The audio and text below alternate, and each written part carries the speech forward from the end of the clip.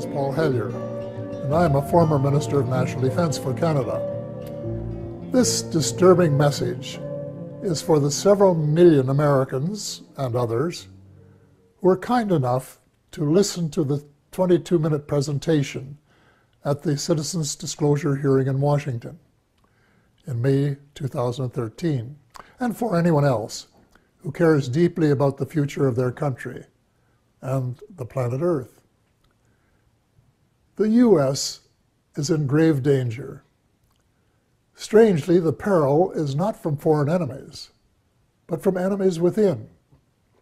So I beg you to listen to a summary of the major problems, followed by some suggestions as to how the U.S. might be recaptured by loyal Americans, to the enormous relief of friends who have been watching helplessly from the sidelines. The stakes couldn't be higher. So I spent the 15 months following the Washington hearing feverishly writing a new book, incorporating what I think every American has the right to know and must know to end the incredible naivety observed at the citizens' hearing. The name of the book is The Money Mafia, A World in Crisis. Most of my friends, both American and Canadian, tend to agree that the world is in a state of crisis. But very few are aware that the problems are not natural phenomena. They have been engineered by a very tiny elite group of rich, ruthless, and power-hungry people who have been deliberately keeping the majority of decent, hard-working taxpayers totally in the dark. The iron veil of secrecy is now nearing the end of its 7th decade.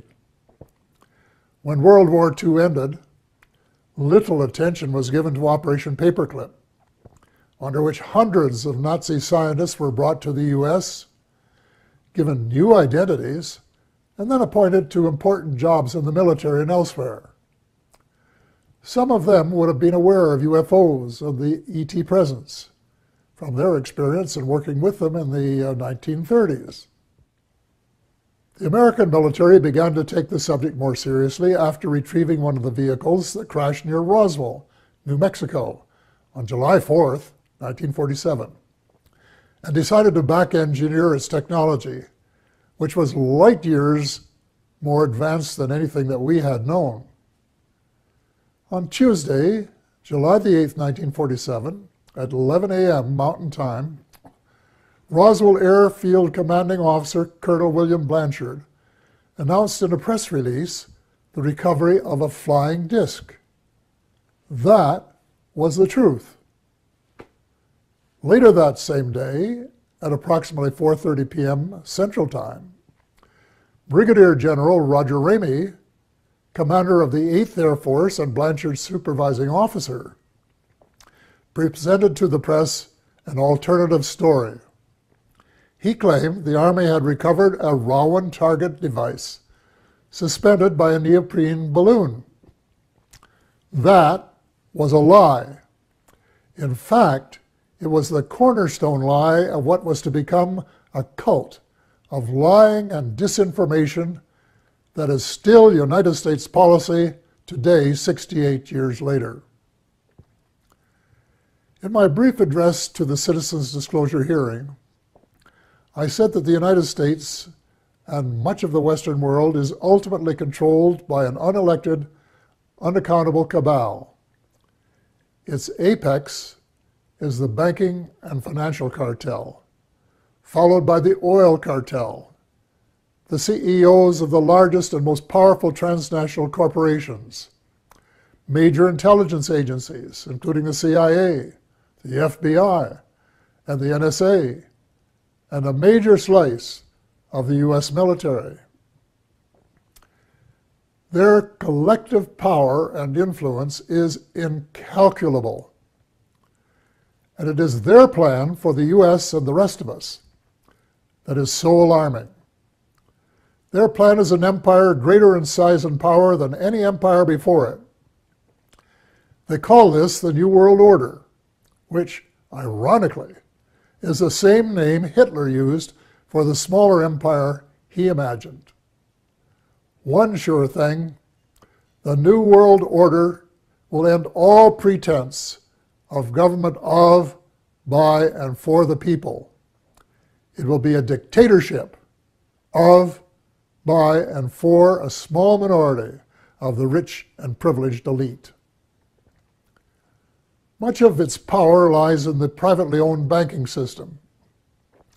Why monarchs and politicians allowed a private cartel to become the monopoly supplier of new money, we will never know. But this power is almost absolute and can determine the fate of nations and their people. A system where nearly all money is created as debt, and debt that has to be repaid with interest, but where no one creates any money with which to pay the interest, is a dead end that leaves debtors with no alternative but to borrow the money to pay the interest and go deeper and deeper into debt. It's so wildly absurd that a grade 10 student would only need a few minutes to recognize it as one giant Ponzi scheme. Banks can invest $5 million and leverage it to create $100 million in loans that have to be repaid with interest. In effect, they skim 95% off the top of every loan. That is the reason I call them the money mafia. Monetary reform is the most urgent of all essential reforms, and my book contains a specific formula that the brave Occupy Wall Street protesters could have used to advantage when asked, "But what do you suggest?" What they lacked was the answer to that question. If about 99% of the population don't understand a deception that has been responsible for the Great Depression of the 1930s, the terrible recessions of 1981-82, 1991, and the Great Recession of the 21st century, it's not too difficult to understand why there are so many skeptics about UFOs and their occupants, even though several species have been visiting planet Earth for thousands of years. The crashes near Roswell, New Mexico, that I referred to earlier, were, in a sense, watershed events. In Canada, Wilbert Smith, a senior officer in our Federal Department of Transport, of which I later became minister, wrote a top-secret memorandum to his boss based on information he had received during a visit to our embassy in Washington. The memo, dated November 21st, 1950, read in part as follows. A, the matter is the most highly classified subject in the United States, rating higher even than the H-bomb. B, flying saucers exist. C, their modus operandi is unknown, but concentrated effort is being made by a small group headed by Dr. Vannevar Bush. D, the entire matter is considered by the United States authorities to be of tremendous significance. A control group of 12 senior civilian scientists and military officers was established by President Truman. They were known as the Majestic 12, or MJ-12, which issued a memorandum that included how to respond to UFO sightings by saying that they were natural phenomena, such as plasma or swamp gas, or that the observer might have been imbibing too much Jack Daniels bourbon. Nothing could be further from the truth. Under the Eisenhower administration, much of the physical engineering was transferred to underground facilities in Nevada and Arizona. Meanwhile, much of the control was transferred to civilian agencies in order to create plausible deniability as to its existence. When President Eisenhower wanted to take a look at the restricted areas, he was denied access. It was only when he threatened to send in the First Army that it was agreed that he could send 3 confidants to look at the secret areas 51 and S4. They reported that the Roswell vehicle was indeed being back-engineered by United States forces. President Eisenhower was so distressed by the situation that he included in his farewell address to the nation that his fellow Americans should beware of the military-industrial complex, which, according to one witness, was his way of saying that the ET file had fallen into the wrong hands. Indeed it had. It was under the control of the military-industrial complex, otherwise known as the financial, intelligence, and military wing of the all-pervasive cabal, which has seized control of the United States and much of the balance of the world. Beginning with Eisenhower, not one of the presidents of the United States has been given completely honest advice by his civil, military, and intelligence advisors, nor fully briefed on the ET presence and technology.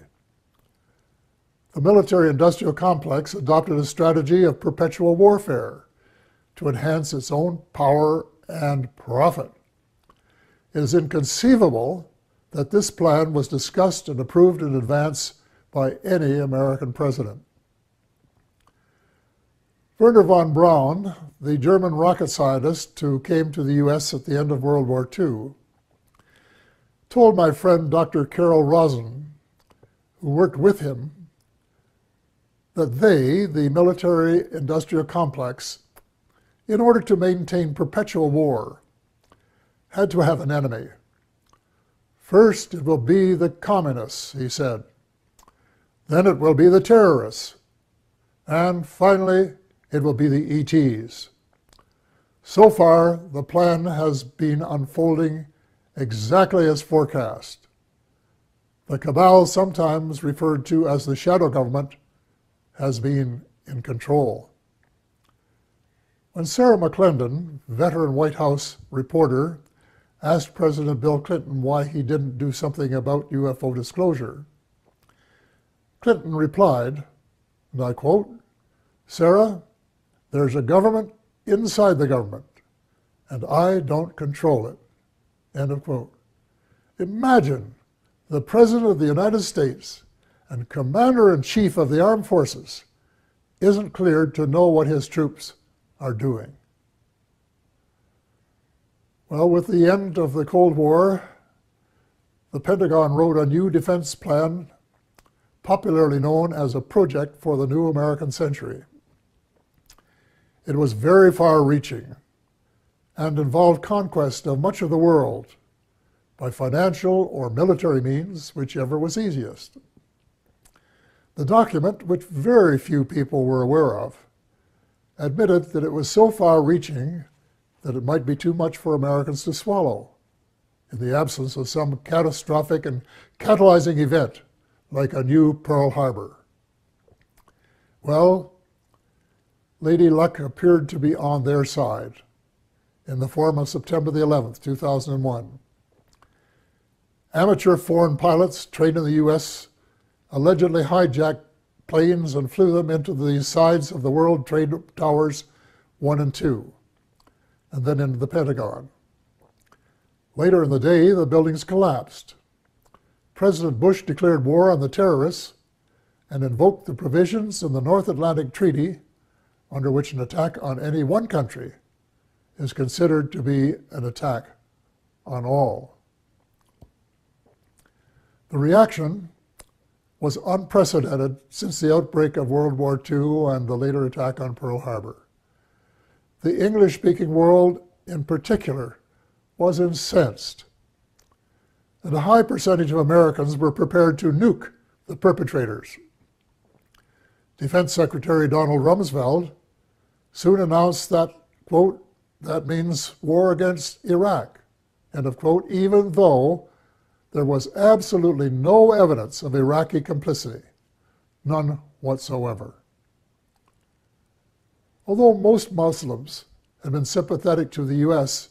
in the immediate aftermath of 9/11, as soon as the bombs started dropping on Baghdad, moderate Muslims by the thousand were so outraged and overcome by hate that they opted for a terrorist response. From that day on, it would be difficult to find a terrorist who did not have "Made in the USA" etched on his or her soul. Now, more than a decade later, the situation becomes even darker as the truth about 9/11 begins to emerge from the burial ground of a controlled press. We find that high officials in the George W. Bush administration knew of the attack weeks in advance and made no effort to prevent it. On the contrary, the evidence points to complicity when we find that not just 2, nor 3 buildings collapsed, nor 4, nor 5, nor 6, but 7. Some, if not all, had been rigged for controlled demolition. But that isn't all. A new weapon of mass destruction was used that reduced the concrete and steel to dust before it reached the ground. If you have any doubts about this, get a copy of Dr. Judy Wood's book entitled "Where Did the Towers Go?" 500 pages of meticulous evidence. The unfolding story reveals the greatest mass deception in history, with the most universally negative consequences. Far more important than the long lineups for security checks at airports. We have been stripped of our civil rights one by one, including, I regret to say, habeas corpus, reversing 800 years of progress. Country was set against country, religion against religion. Words like peace and negotiated settlement, which had been possibilities before 9/11, were lost in the jungle of lies. The cabal, also known as the military-industrial complex, was not interested in a just settlement. It wanted perpetual war, and that was what its heinous deception achieved. It also robbed the once great United States of America of its last vestige of moral leadership. Worse, by invoking NATO, it transformed a defense alliance into a US-led task force. And by recruiting former countries from the Soviet Union, an obvious provocation to Russia, it has managed to create rumblings of a new Cold War. The danger lies in the fact that the New World Order is not limited to old boundaries and concepts of empire, and we seem hell-bent toward a third world war. Horrible beyond human imagination. It must not be allowed to happen. Almost every president since Eisenhower has been under the control of the cabal, and President Obama, regrettably, has been no exception. Before he was sworn in as a new president, I saw a picture of his economic advisors, and I said, uh-oh, the same old gang who permitted the Bush recession. Nothing will change. Then when the president persuaded innocent allies to join in a second unwinnable war in Iraq, and a senior U.S. military commander confirmed that it would take several years to win, it was obvious that President Obama was playing the military-industrial alliance game, and that it would be the only winner. Extreme Islam is an ideology, and it can't be killed by smart bombs. Most ISIS recruits begin as young idealists who are repelled by the way the world is being run and are looking for a better way. any effective strategy must be to win their hearts and minds and not just to kill them and make them martyrs to a cause. Step number one is to convince President Obama that the policies of his predecessor benefit no one but the arms manufacturers. So all non-Muslim members of the coalition should withdraw from the war against the Islamic State and begin to reverse all of the wrongs committed by the West in recent years. Hate him or love him, President Obama is the only person in the world with the power to lead a penitent United States and its misled allies in the moral and spiritual revolution essential for a world of peace and justice, where the human species has a fighting chance to survive. The transformation has to be reversible before the next U.S. presidential election, which could be the point of no return. Ultimately, the Muslims must be allowed to settle their own problems. Before 9/11, Iraq was a Sunni dictatorship that treated its Shia brothers and sisters badly. The U.S. deposed Saddam Hussein and established a new Shia majority that treated its Sunni minority unfairly. The seeds of further conflict were born. The Muslims must resolve their age-long differences as Christians and of different denominations have recently been able to do. Perhaps the United Nations might be invited by the Muslims to convene a meeting of both temporal and religious leaders in search of a better way of settling grievances and differences. Meanwhile, it's time that all the Abrahamic religions, Christianity, Judaism, and Islam, kissed and made up. I was in my 80s before I knew that Allah was my God. My guess is that the majority of Christians are equally ill-informed. And the Israelites should start treating Palestinians as the blood brothers that they really are, instead of as inferior beings. It is wise to remember that the original covenant with the Creator applied to all of Abraham's children, and not just to the favored few. The bottom line is that the use of drones, suicide bombs, and crushing military superiority on the part of Christians, Muslims, and Jews are all prohibited by their holy books.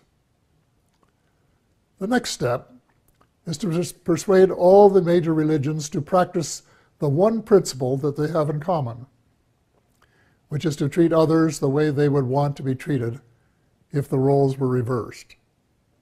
Universal practice of the Golden Rule would transform the world.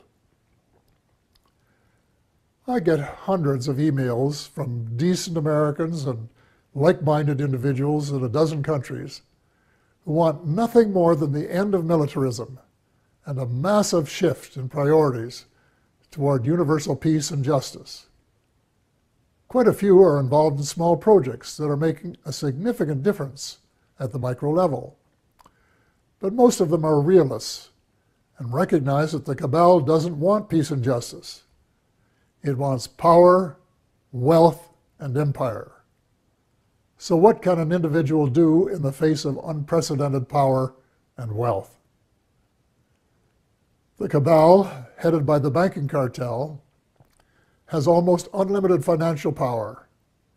But we, the people, have the numbers and must combine our limited power to form a critical mass that can move mountains. There is no guaranteed formula, but an educated guess would be that if 5 million decent and determined Americans got a copy of The Money Mafia, A World in Crisis, read it carefully, and then actively supported the comprehensive action plan set out in it, a miracle could happen. Each one of the 5 million would have to write a personal letter to the president, their senator, and their congressperson, demanding action forthwith in each of the critical areas in the same spirit of bipartisanship that would be expected in a war to save the world, which is exactly what is at stake. I am not going to repeat the list of essential reforms here, except for a few key items. The U.S. should play a leadership role in ending the private bankers' monopoly to print money. Actually, it isn't really money, it's just credit created out of thin air, a computer entry, and restore some of the power to the people that is rightfully theirs. President Obama can mint $2 trillion platinum coins to get the ball rolling, while legislation is prepared to take over the Fed and establish a 100% publicly owned central bank, a central bank of the United States. There cannot and will not be peace and justice on earth while the Fed continues to exist. Speaking of justice, if President Obama really wants a place in history as a friend of the 99% rather than the 1%, he can fast-track the Trans-Pacific Partnership into oblivion. Even the name is a lie. There is no way it is a partnership. It should be called the Trans-Pacific Power Grab by a small elite group who want to feather their own nests at the expense of other people's rights to run their own affairs for their own benefit. So the choice is yours, Mr. President, to decide if it will be the people or the cabal. There must be full disclosure of what the cabal and the U.S. shadow government have been doing since World War II. To what extent has the extraterrestrial space and weapons technology been back-engineered? And is it true, as the late Ben Rich, former CEO of Lockheed's Skunk Works, said, and I quote, "We, the U.S., now have the technology to take ET home," end of quote. The extent to which there has been collaboration between the cabal and the ETs. What species? What motives? Were there agreements signed? And if so, were the terms of the treaty or treaties lived up to? To hear the truth emerge after so many years of continual lies and darkness will require either that the National Security Act of 1947 be rescinded or suspended, with a general amnesty so that decent Americans can tell the truth without fear of retribution. A kind of truth and reconciliation process will be required. Then there are the positive benefits that must be pursued. The President must issue an order that would release the secret patents on exotic energy and make them available to the world. The secret technology, in combination with the flexible financial system, will make it possible to convert from an oil economy to a clean economy in 7 years. It will provide billions of new jobs worldwide and help close the ever-widening gap between the haves and the have-nots. Simultaneously, a project should be started to restore our oceans before the food chain has been permanently broken. In addition, worldwide programs of forest preservation and reforestation should help provide the carbon sinks essential for greater stability in weather patterns. Speaking of changing weather patterns, full disclosure should give us a better idea of how much weather patterns have been altered by government tinkering. Due to restraints of time, space, and expertise, my book makes no mention of either chemtrails or the high-frequency active auroral research program known as HAARP. But from what I have heard and read from credible informants, I would say that they are Satan's illegitimate Siamese twins of death and destruction. If so, they should be terminated at once and relegated to the netherworld from which they came. And before the people of the world become aware and launch a $10 or $20 trillion class action suit against the United States Air Force, its contractors, associates, and suppliers. A visit to the battlefields of World Wars I and II in November of last year affected me profoundly. The slogans were everywhere. Never again. We had seen the horror of man's inhumanity to man, which was sordid beyond belief. Yet as I reflected on the real world of today, I thought that the millions who gave their lives had died in vain. Even before the Second World War was over, a group of greedy, self-centered men were plotting the next round, and they had been working assiduously at their plan. The same symptoms of mass unemployment, poverty, and seeking military advantage have been replicated. But the next time, we would start off with weapons of mass destruction just in their infancy then.